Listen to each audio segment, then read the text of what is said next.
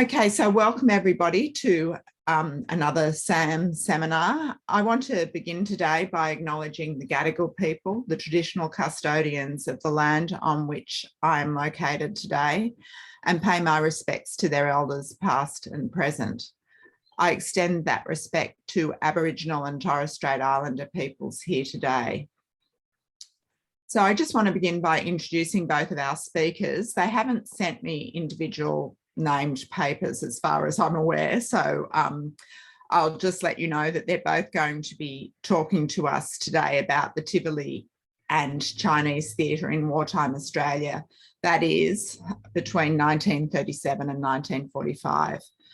So Jonathan Bollen, I think, who will be our first speaker, is Associate Professor of Theatre and Performance Studies in the School of the Arts and Media at UNSW. He's author of several books. They are Touring Variety in the Asia Pacific region, 1946 to 1975. He's co-author of A Global Doll's House, Ibsen and Distant Other Things, Jonathan. I somehow lost the end of that sentence. Right, visions. Sorry. Okay. And Men at Play, Masculinities in Australian Theatre since the 1950s. He's Chief Investigator on the ARC LEAF grant for the Offstage database and leads Performance Memories Dennis Wolanski Foundation. So I'm going to introduce both speakers at the same time, because I'm not sure how they're playing it exactly in this session. So the second speaker is Josh Stenberg, and he's an ARC DECRA Research Fellow and Senior Lecturer in Chinese Studies at the University of Sydney. Before taking up his current position at the University of Sydney, he was a Fulbright Taiwan Fellow and a postdoctoral Fellow of the Social Sciences and Humanities Research Council of Canada. He's author of Minority Stages, Sino-Indonesian Performance and Public Display. So I will turn it over to Jonathan and Josh now to conduct the session, their talks. Thank you, Lisa. I'll share my screen. And yeah, so I'm talking from Gadigal land where I live and work, and I'd also like to pay my respects to the elders, the Gadigal people, and extend that respect to First Nations people who are with us today. The time period that we're talking about today coincides with the 1938 sesquicentenary of European settlement in Australia, and very conscious that the first day of mourning protests held by Indigenous people in Sydney in 1938 was playing out at the same time as the mobilisation of fundraising activities to support China's cause in the war. They were both front page news in Sydney newspapers in February 1938. The Tivoli Theatre on Castlereagh Street in Sydney occupied a site between Campbell and Hay Streets on the block opposite Belmore Park. It was centrally located close to Central Station and Railway Square, and it was at the heart of Sydney's Chinatown.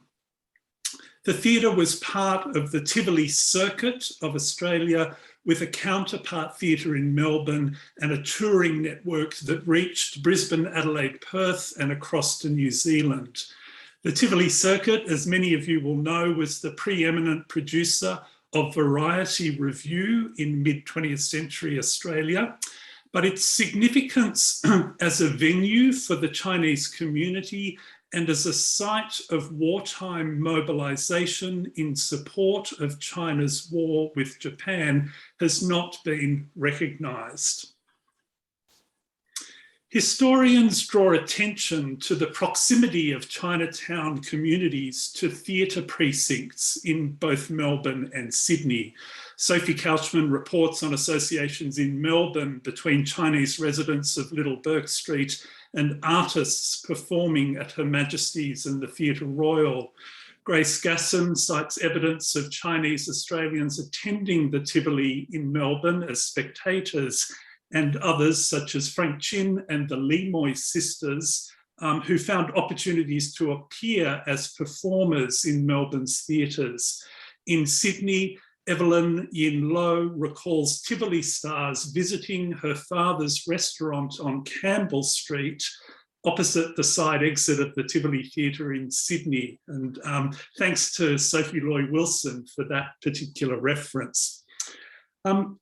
However, evidence of the Tivoli's interaction with Chinese in Australia can be disregarded when assumptions about the racial ideology of productions persist. For instance, even though the Tivoli's Oriental Nights from 1940, the program here, featured actual Chinese performers, Felicia Bevel, in a recent PhD thesis, interprets the imagery from the program as a form of yellowface, to argue that the production, quote, reinforced through representation the anti-Asian sentiments that were running rampant throughout Australia, end of quote. This argument overlooks evidence of Chinese Australians attending the Tivoli as spectators and the appearance of Chinese artists as performers on the circuit.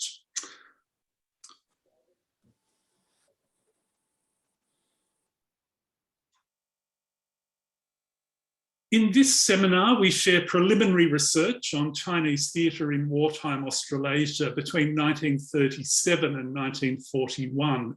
I'm going to follow the itinerary of the entrepreneur Lau Fu Chung of Hong Kong, who, in collaboration with the Tivoli, participated commercially in the wartime mobilisation of pro-China support, touring troops of Chinese acrobats and Chinese Australians through Australia and New Zealand from 38 to 41.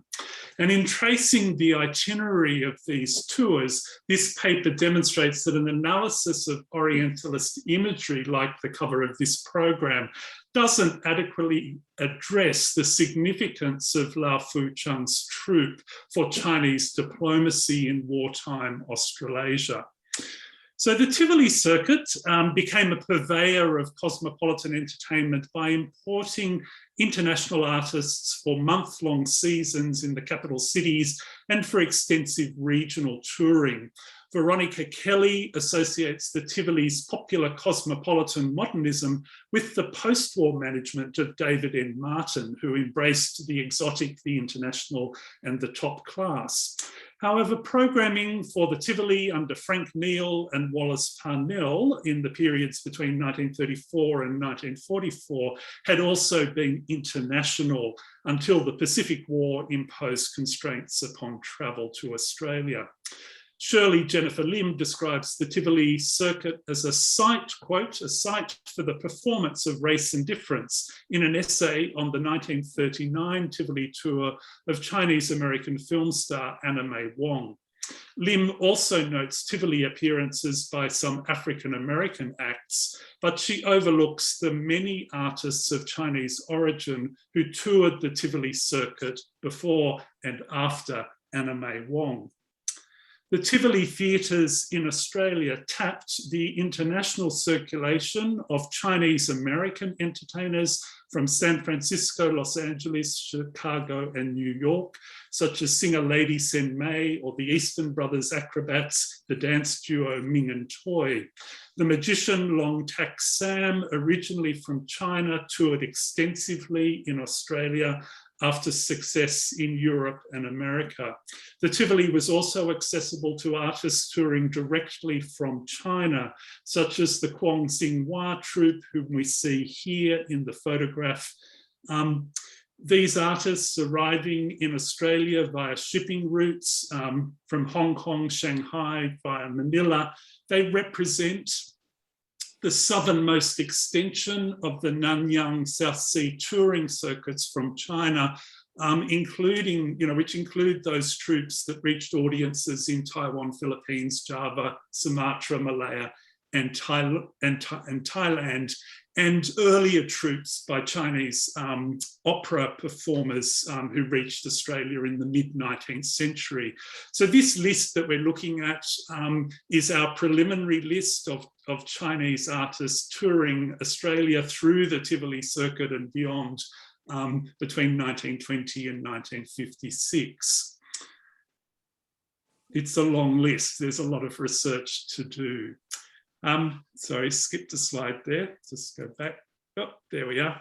Advertisements in Sydney's Chinese language newspapers indicate that attending the Tivoli for entertainment could be a social practice for Chinese residents in Sydney. In the 1920s, the Chinese Republic News, Ningbo Bao, and the Donghua Times carry advertisements for Long Tak Sam and Kwong Sing Hwa. In 1935, the Tivoli placed advertisements for the Eastern brothers dubbed Sons of China in the Donghua Times. In those years, members of Sydney's Chinese community also attended the Tivoli Theatre in large numbers for wartime fundraising rallies and productions of Chinese theatre staged on Sundays as charitable events. And these events at the Sydney Tivoli and other venues in the neighbourhood, Josh Stenberg will address in detail in his presentation today. They demonstrate that the Tivoli was accessible to Sydney Chinese community as a hall for hire, as were other venues around the city. And there's also a journalist's report on Chinese spectators attending a production of Aida at the Sydney Tivoli in 1935. So we know then that Chinese attended the Tivoli not only for community-based charitable functions, but also for commercial productions performed during the week. But to what extent then did the Tivoli producers engage the commercial prospects of promoting the Chinese side in the war with Japan? And here I want to take up the story of Lau Fu Chung. Before I do that, that's a photo of the Eastern brothers arriving to perform in Laughter Zone in 1935, previously tagged as unidentified in the State Library of New South Wales. And this is a picture of a Chinese rally held at the Tivoli to raise funds for the war, attracting some 1,200 Chinese on a Sunday evening. So let's take up the story now of Lau Fu Chung. In late 1937, Lau Fu Chung embarked from Hong Kong for Australia with a troupe of Chinese acrobats. By that point, the management of the Tivoli Circuit had already been presenting Chinese artists, advertising to Chinese audiences, and leasing their venues to Chinese community organisations.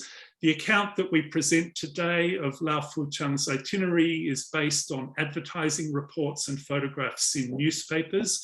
We've also identified records in the National Archives of Australia, immigration records, which we have yet to access, and nor have we had a chance under lockdown to consult the Tivoli collections at the State Libraries of New South Wales and Victoria for any evidence of Lau's dealings with company management.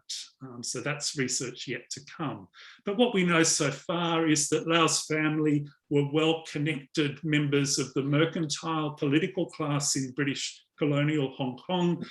His father, Lau Chu Pak, seen here on top left, was a member of the Hong Kong Legislative Assembly. His elder brother, Lau Tak Po, was the founding director of the Hong Kong and Yamate Ferry Company. Both father and brother appear in a who's who of Chinese business and political elite, published in 1937. Lau Fu Chung was born around 1909, schooled in English at the Diocesan Boys' School in Hong Kong. His family background and English language education must have played a role in Lau's access to touring circuits in Australia. He also had a business association with the Nanyang Brothers, cigarette manufacturers of Shanghai, which may help to explain his entrepreneurial capacity to convene a troupe of acrobats. Lau Fu-chung travelled and his troupe travelled with the Australian Oriental Line on the SS Chung Te, calling at Cairns, Brisbane and Sydney en route to their first engagement at the Tivoli Theatre in Melbourne. 12 days before opening in a show called Wonderworld of Show Stars, the troupe's relation to the war, the unfolding war in China, was reported in the press. The troupe itself, this is a quote from the report itself, was playing in Shanghai when hostilities commenced and all members had narrow escapes from death while waiting to secure passages in the overcrowded vessels which were taking residents of the bombed city to safer areas. Evidently, the promotional ambit here was to associate the troops' arrival with the newsworthiness of the war and to anticipate, perhaps even to cultivate support among their audiences for the Chinese side. Reviewers of the troupe's seasons at the Tivoli theatres in Melbourne and Sydney were uniformly impressed, as you can see here. By all reports, their seasons were well attended, attracting an audience by the end of their Sydney season that we estimate at over 200,000 spectators. None of these reviews make mention of hostilities between China and Japan, but the issues they appear in, the newspaper issues that the reviews appear in, were reporting daily on the war. And for this reason, the audience appeal of Lau's Great North China Troupe, we believe, ought to be considered in relation to other events which sought to mobilise Chinese support for China's cause, Australian support for China's cause in the war. And these events include things like Chinese community participation in a pageant of nations at the Sydney Town Hall to commemorate the sesquicentenary, a Chinese festival at the Sydney Showgrounds that attracted 40,000 spectators to a weeknight parade and fireworks display in February 1938, just before Lau Fu-chung's troupe were to open at the Tivoli. A speaking tour by Elsie Lee Sung and Fabian Chow, Chinese delegates to the Women's International Conference in Sydney. Josh will have more to say about them, and Chinese pageants at the Capitol Theatre and the State Theatre in Melbourne. So all of this community mobilisation is happening at the same time as Lau Fu-chung's Great North China Troupe are performing at the Tivoli. Another indication that business was profitable for Lau Fu-chung and for the Tivoli Circuit is that George Sawley engaged the troupe after their Sydney season for 4 months of regional touring through New South Wales and Queensland. Sawley would not have agreed to take Lau's troupe on tour had earnings from the capital city seasons been lacklustre. We also know that Lau returned briefly to Hong Kong in September, October 38, and then resumed his touring in December 38 with a smaller troupe, then called Lau's Shanghai Troupe of Chinese Wonder Workers, who toured for the Hoyts Regent chain of cinemas, starting in Brisbane and then Sydney, Melbourne, Adelaide, and for a final season back in Melbourne in March 1939. On his return, Lau took the opportunity to speak again publicly in support of China's plight in the war. Quote, having been only lately in Shanghai and Hong Kong and confronted by the loss of Canton after Japan's sustained blockade and bombing campaign, Lau proclaims, quote, that China's losses have united her people in the determination to fight Japan, if necessary, to the last ditch and to win the war. That's in the Courier Mail in December 38.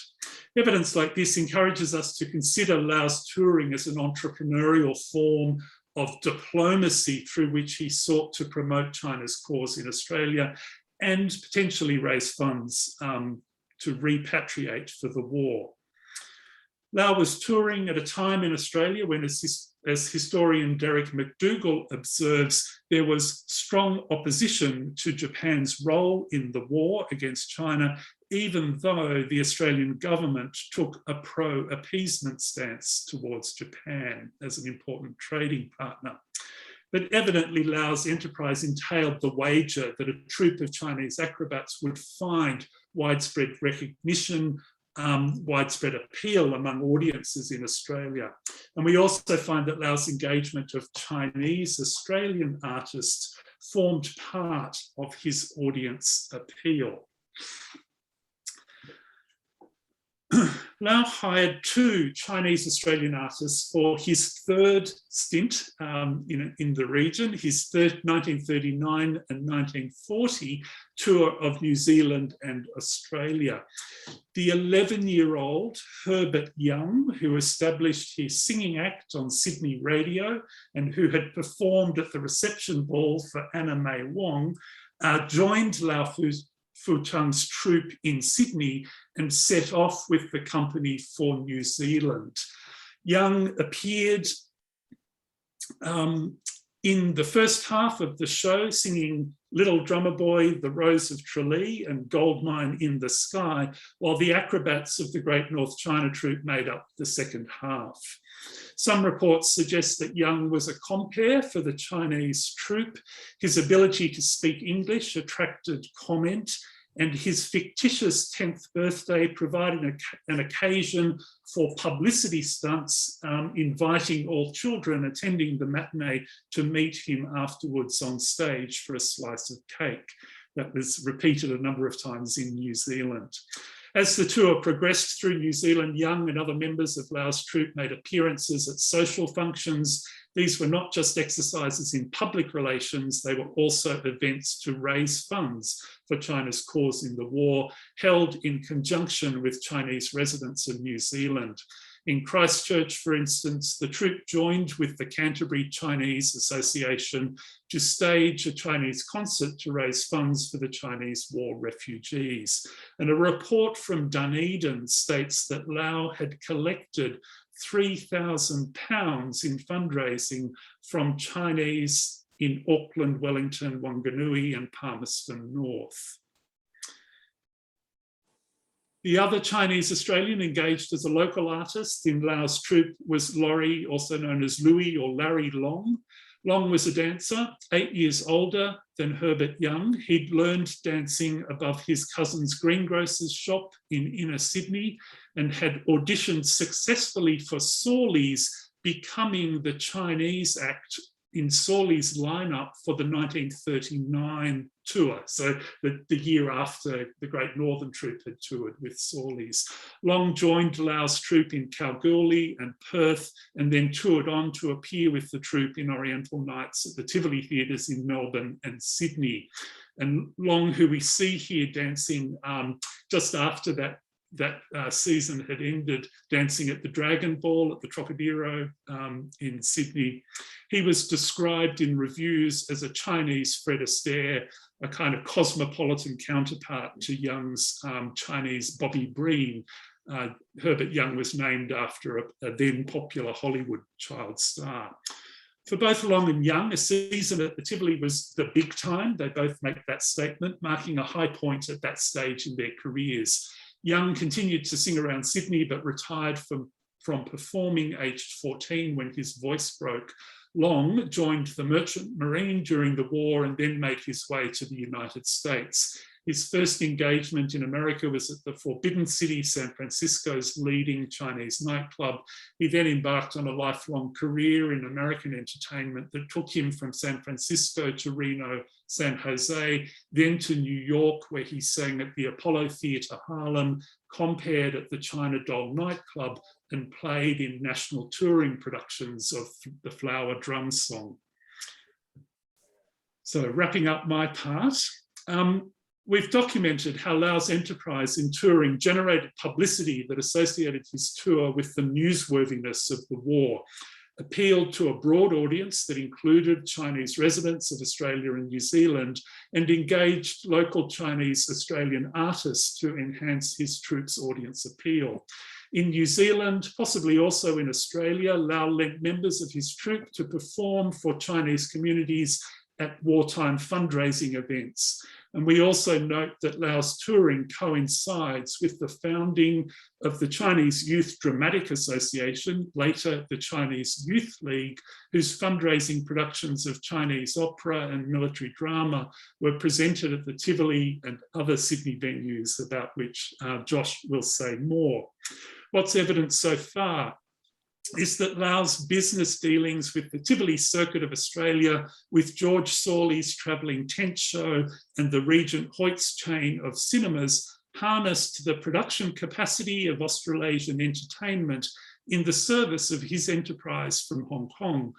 The Tivoli theatres, centrally located in the Chinatowns of Melbourne and Sydney, were pivotal to Lau's success as venues that promoted Chinese artists, appealed to Chinese audiences and lent their capacity to Chinese causes, and as hubs within the regional network through which Chinese artists reached audiences in Australia and New Zealand in the years 37 to 45 as the Japanese invasion of China escalated into the Pacific War across the region. And at that point, I'll hand over to Josh.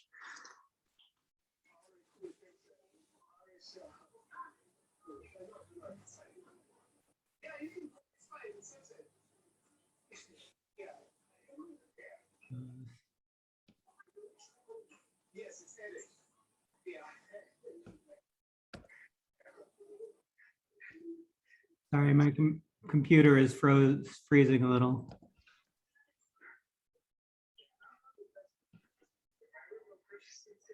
Is the screen share working? No? Yes, here. Yes, working okay. now. All right. Thank you very much, Jonathan, and thanks for inviting me to work with you on this.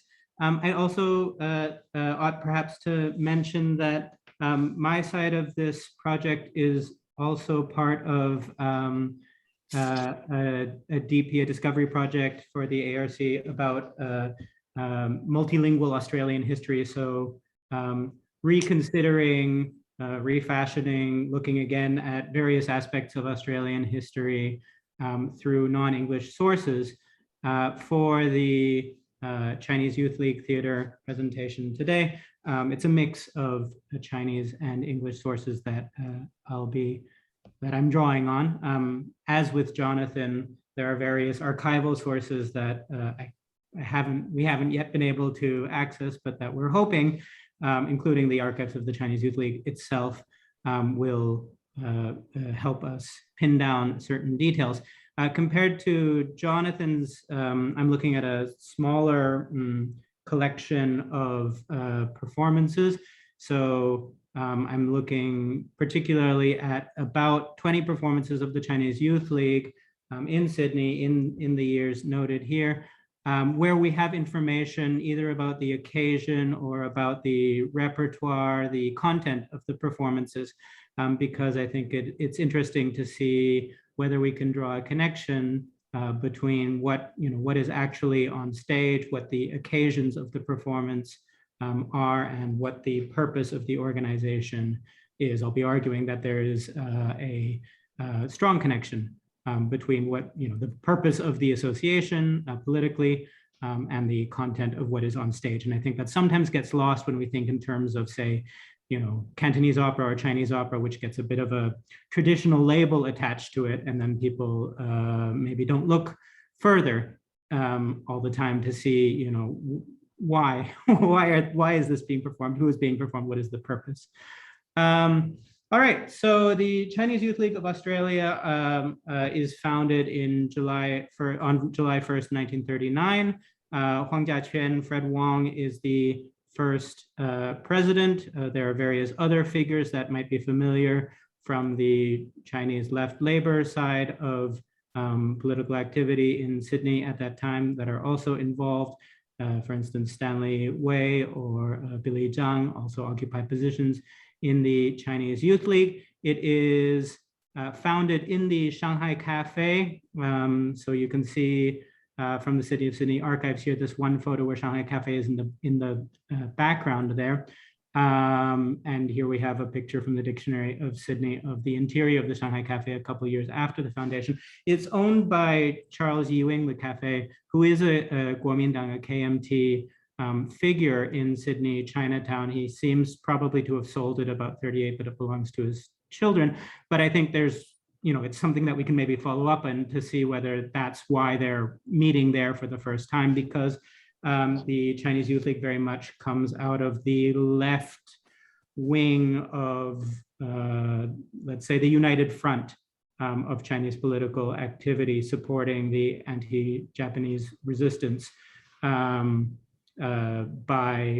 various political activities, including performance. Here's Dixon Street. We don't have the actual address of the, it's 66A Dixon Street is where the Chinese Youth League will lease its premises, but I don't know which numbers of Dixon Street these are here, but here's the street 10 years later after the foundation. So they lease second floor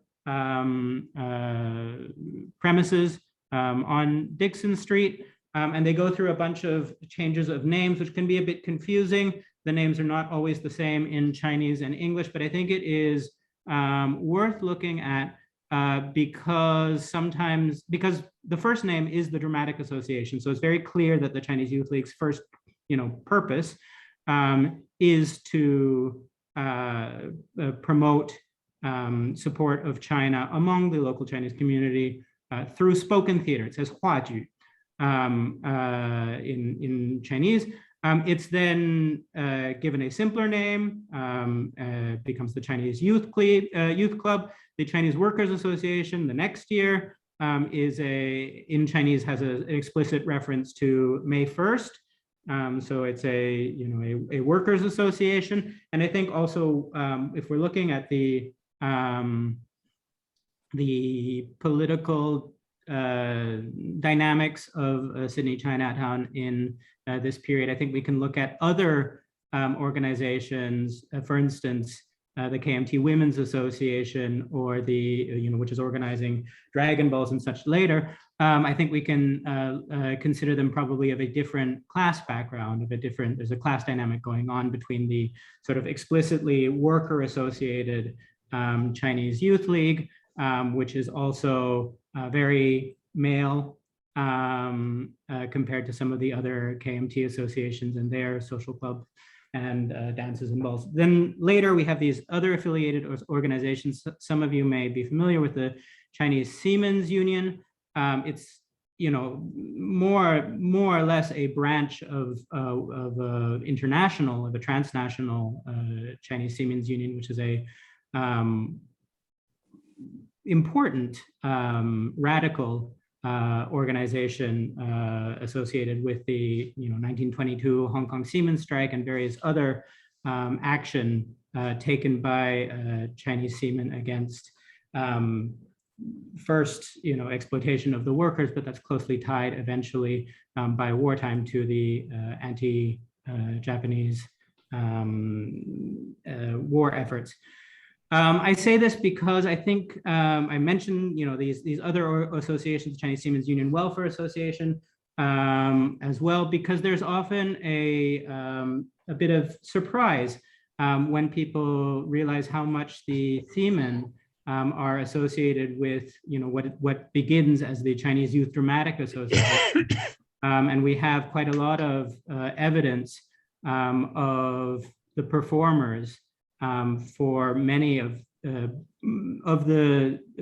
Chinese Youth League performances, but also some that predate the Chinese Youth League, of performances of Cantonese opera by the Union.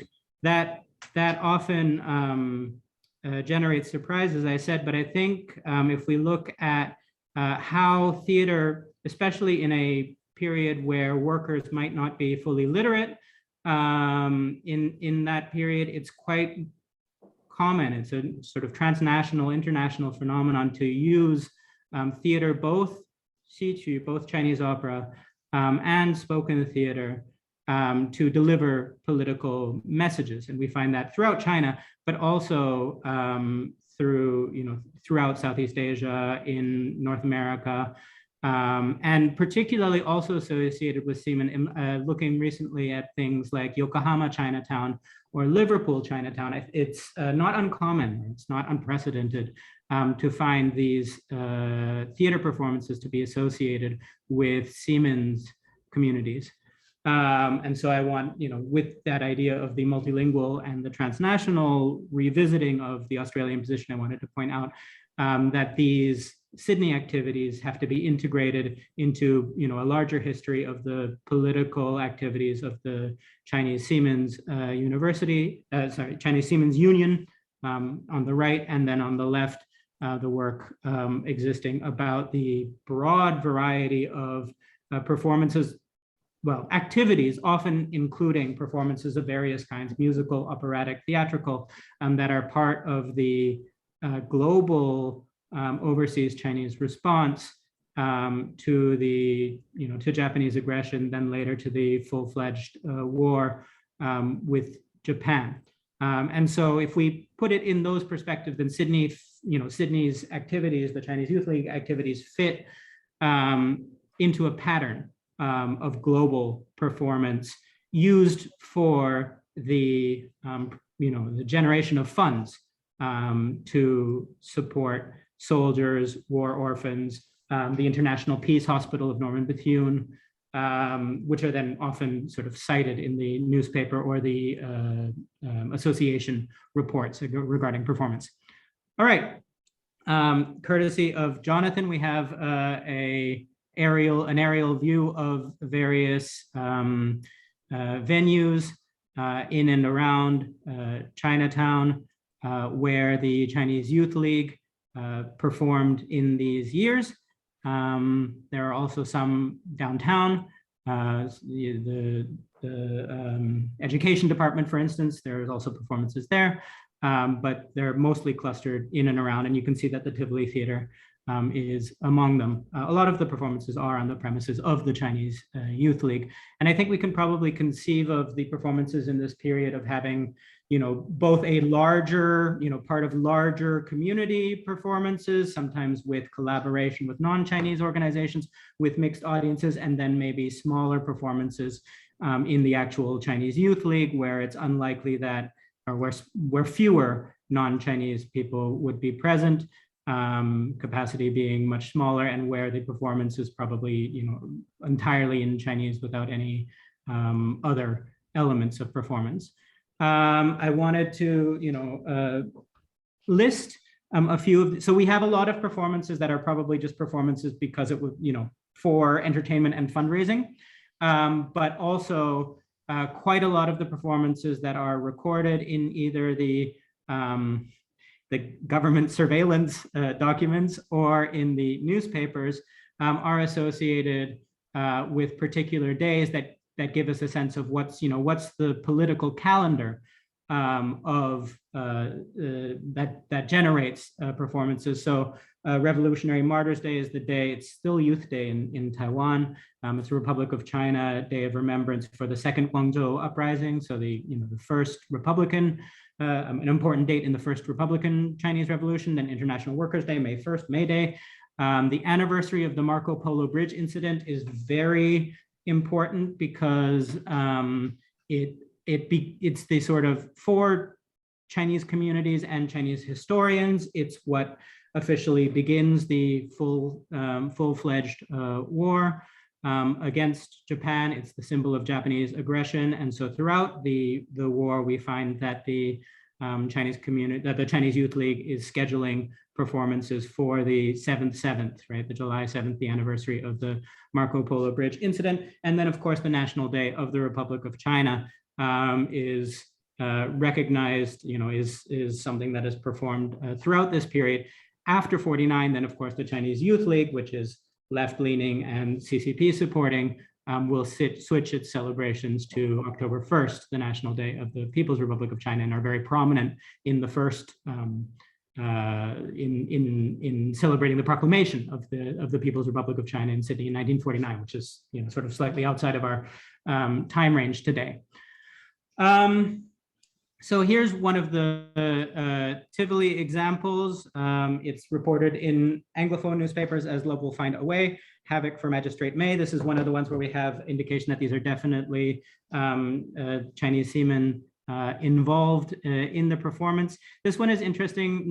I'm not convinced that there's a political aspect so much, but in 1938, there is an enormously popular Cantonese opera movie.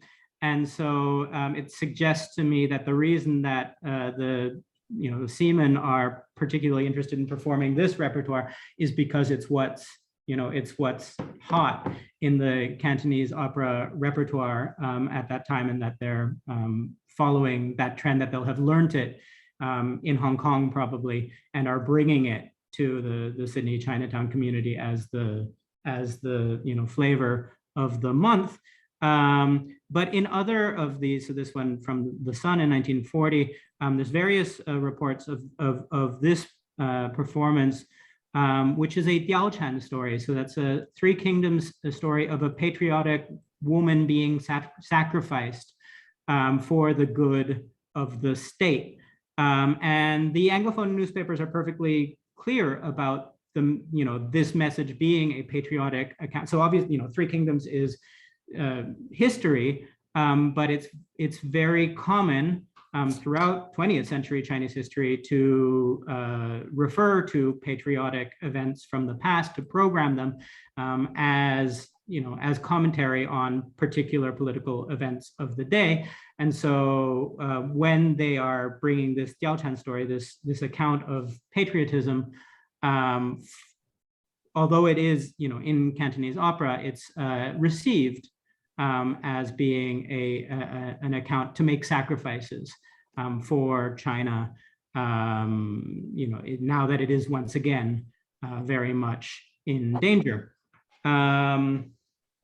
This is a period, so I think sometimes through the labor history we get a bit of a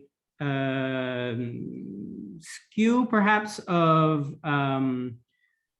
where the CCP, the communist element of performances highlighted. I wanted to point out that in terms of the Chinese Youth League throughout this period, it is also supported by, or at least we find that ROC, the Republic of China officials are in attendance, including in 43 here, the Chinese minister, the consul general. So this is a period where there's a united front, an unstable, but I think in Sydney, probably relatively secure united front between the far left wing and the official Republic of China representatives.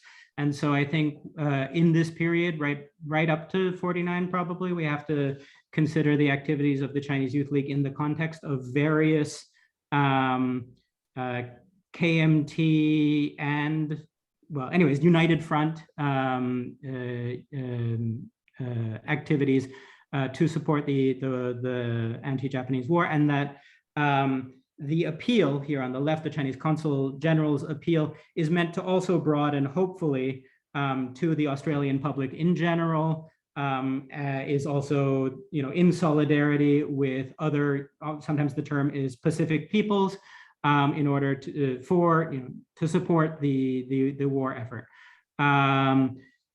In 43, in this account, we find that the Chinese Youth League is performing presumably a spoken theater. It's not mentioned as an opera; it's a play dealing with Japan's occupation of a village and the way that the villagers, fight and overcome it. So it's an explicitly political message of ordinary people coming together to resist Japan heroically. Here we find, again, in 43, stories from the Tsuhan contention. Again, I think this is probably Cantonese opera.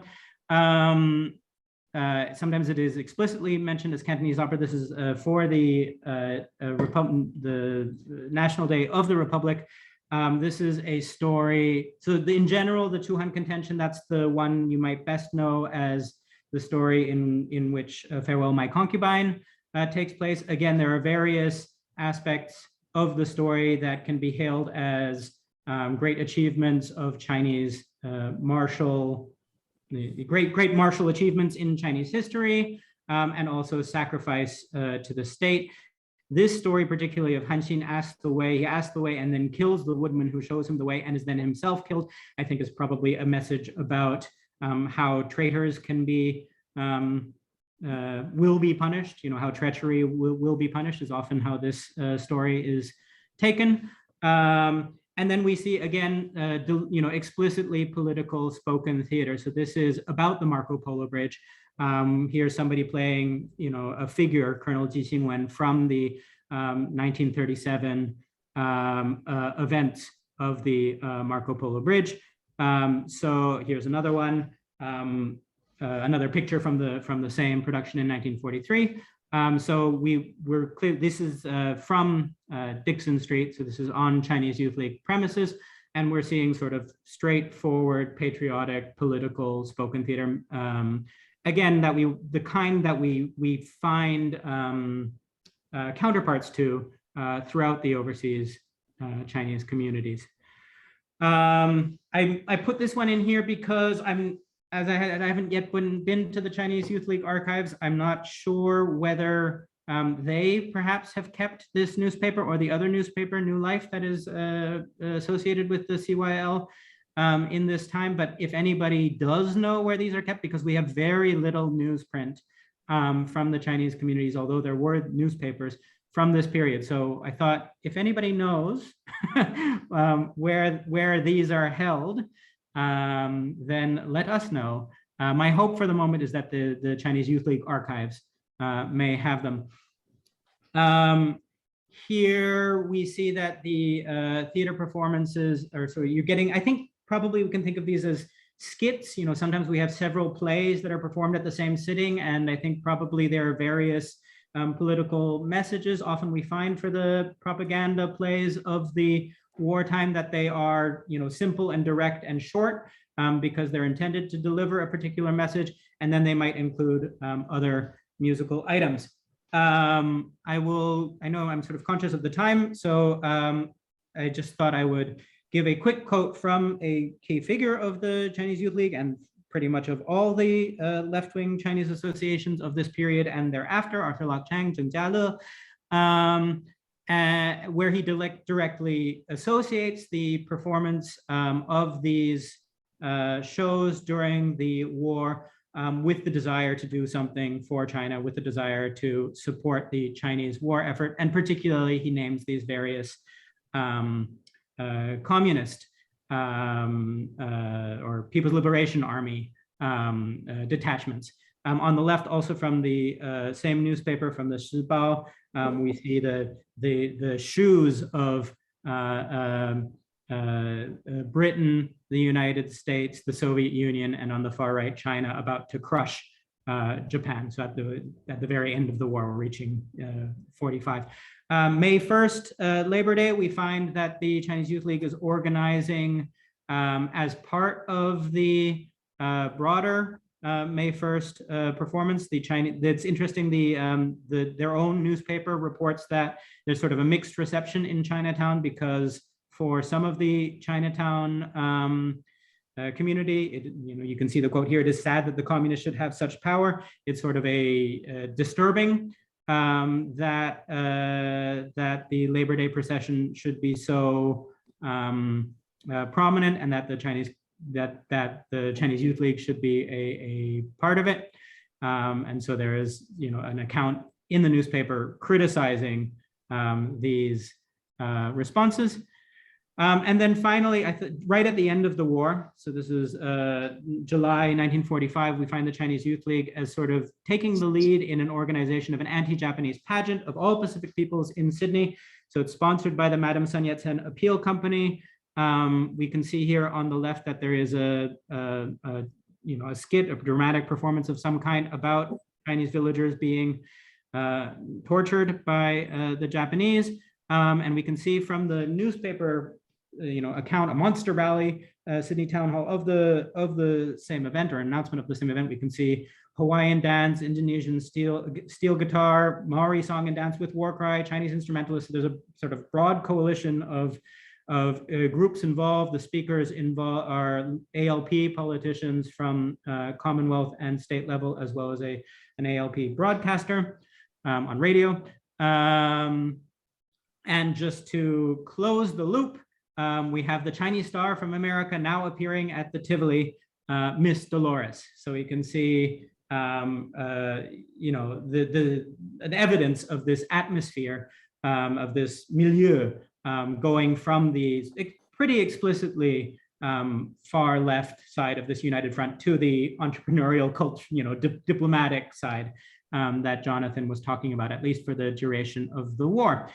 So just to finish with some brief reflections, I'm sorry if I've gone a bit over time. The entertainment and the political messaging are the important concerns, I think, for the troupe. Genre, whether it's Cantonese opera or spoken theater, whether it's parade or pageant, I don't think, again, I'm sort of coming from a theater background where sometimes you get the history of Cantonese opera, or you get the history of the spoken theater, and they don't seem to interact.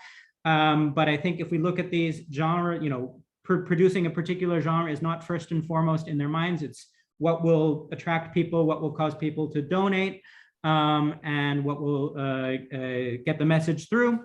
The content is very closely related to the politics of the day. It is not just Cantonese opera or just spoken theater. It is messaging.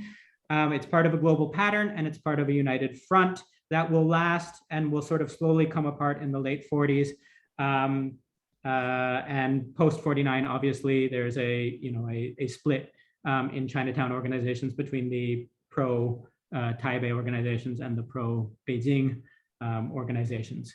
And then a whole later history of the Chinese Youth League as well that we won't go into today. So I'll leave a little time for questions. I'm sorry for going too long, and thank you very much for your attention.